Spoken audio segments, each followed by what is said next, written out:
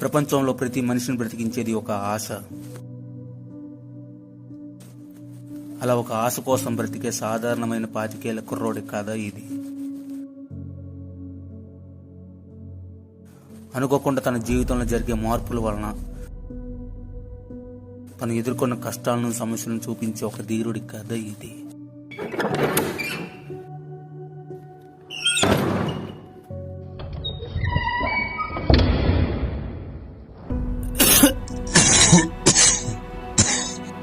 అనగనగా ఒక ధీరుడుండేవాడు.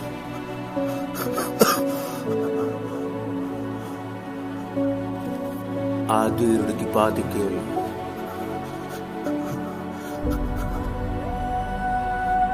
ఆ ధీరుడికి అటు సమాజంతోనూ ఇటు కుటుంబంతోనే కాకుండా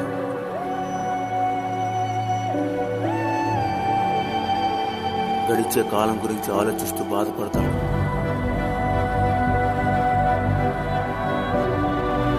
అతడికి మృత్యువాత శరవేగంగా వస్తుంది.